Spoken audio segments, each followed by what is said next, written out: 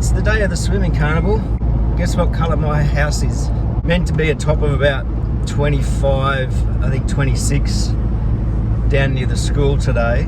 Felt rather cold this morning, hence the hoodie. Probably be to the point where I almost don't need this as soon as I get there. The benefit is, if today was like it was on Monday, where it was an absolute stinker, that could have been bad news for the swimming carnival. Yes, people want to get into the pool, but it also means a much higher incidence of sunburn and heat stroke and all of that sort of things. Not to say that they can't get sunburned today. Good idea to have a hat. I've got a hat, even though I'm essentially undercover for most of the day. We'll see how the day goes. The boss did ask people to come in your house colours, in your house spirit, all of that sort of thing, so I'm definitely doing that. Our swimming carnival and our athletics carnival, they're always a good day. One of those things as a teacher where you get to see the kids in another light, all those kids who are athletic,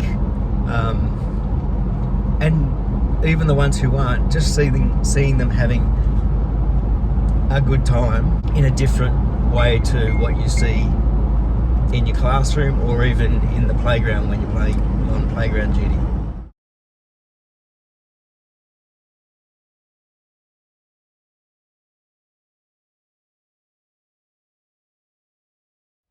So I had tried filming earlier, but there were students in next door making a bit of a racket, so because we only got that partition wall.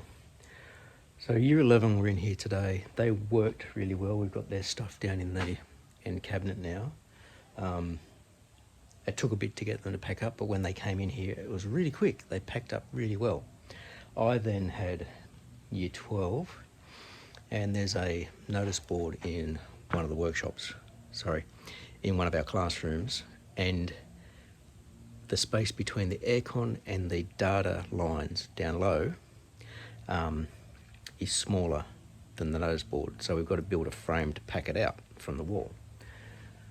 And we went looking around, we magically found this stuff that was a bit over 4 meters long. We needed 3.6, so they cut those two to 3.6 and then put marks at every 450, so for a 450 center wall. They've got 9 studs there, and that's basically what they're building. They're building a large wall frame to help support the notice board. We will dynabolt directly to the bricks in that room and then screw the board to that, and the board will hang outside the data lines where all the patch ports are for the Cat5 cables and stuff like that.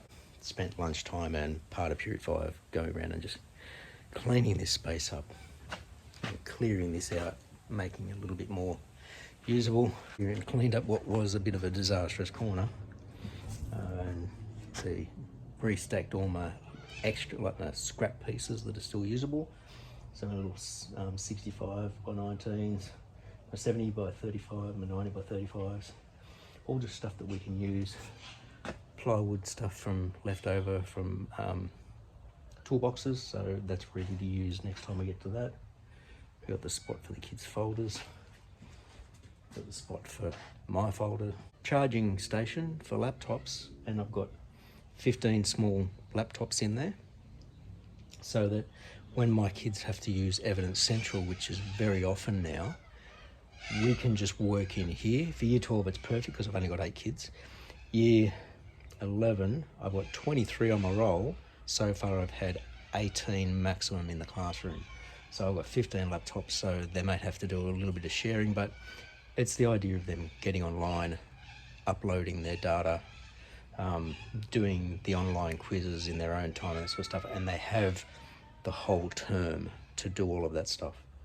So the only thing left to try and tidy up is my disastrous corner where I have my teacher stuff, because I've still got charging ports and stuff like that. Ignore all the toolboxes stacked up there. They're year 12 toolboxes, and I'm going to ask them next lesson, do they want them?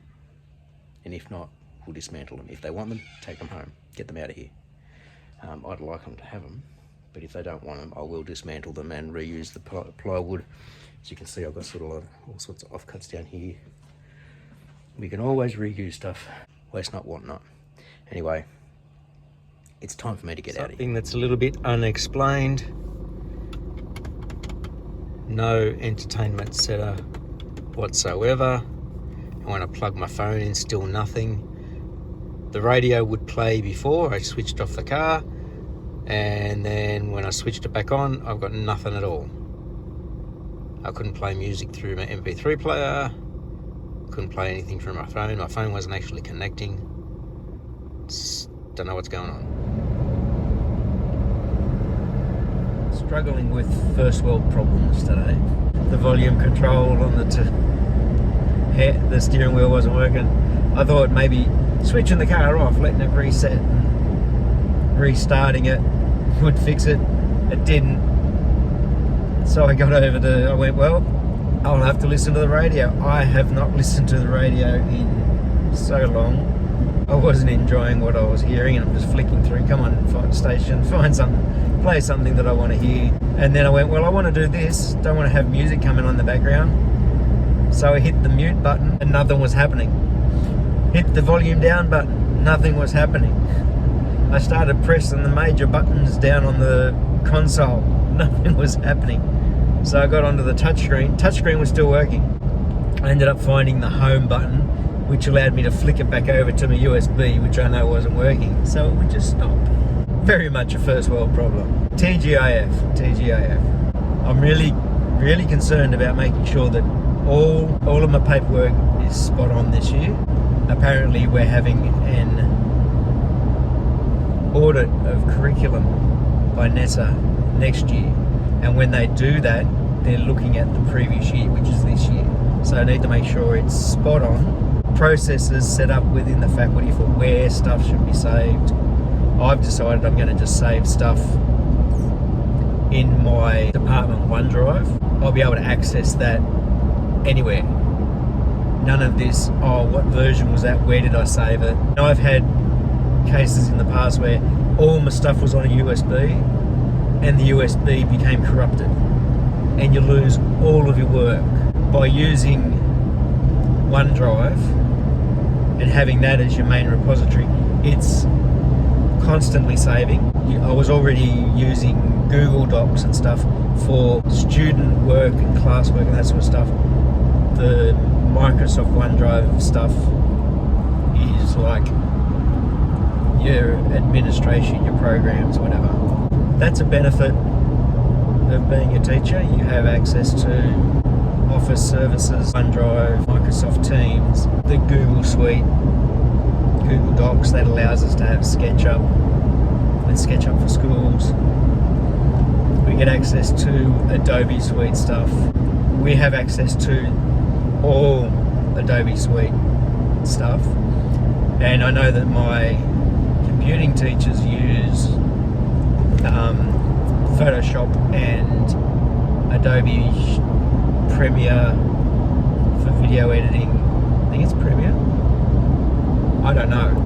I remember once upon a time, as a teacher, you could purchase your own license of Microsoft products, but since it went to Office 365, they got rid of that. And it was the same with Adobe products. When it went online, they got rid of that. It really is amazing how far technology has come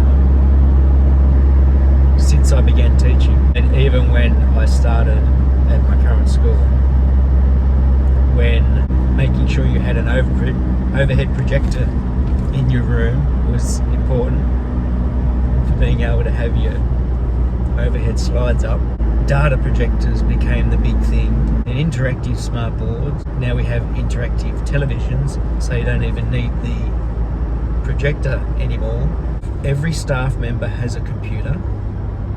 When I started at my school, there was 1 or 2 computers in a staff room. Every classroom has a teacher computer connected to a smart board or now a smart TV.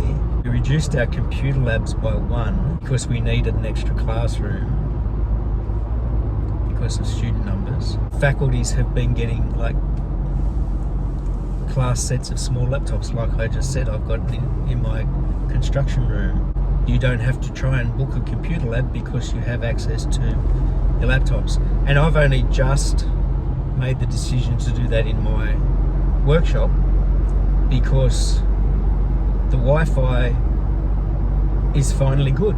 For so long, you couldn't connect to the Wi-Fi there, and so I couldn't mark a role on the centralized system. I mean, think about this. Our class roles and our main roles at the start of the day are all done on computer, and so you mark the role. As soon as you submit it, the front office can see who's here and who's away. When we had our swimming carnival yesterday, all the roll call teachers brought their smartphones along and stood in front of their kids once they'd entered the pool area, logged onto the centralised system because it's web-based, marked their roles on their phone, hit submit. The office at school instantly knew who was at the pool. In the past, we'd mark the roles on a paper roll, collect them all, then somebody would drive back to the school to give them to the office so they could have all that information. Really incredible. I'm starting to sound like an old man. Because I've been at my school for a while, I've just seen the incremental changes in one place. It's not like I've gone from one school to another and gone, oh wow, my last school didn't have that, you've got that.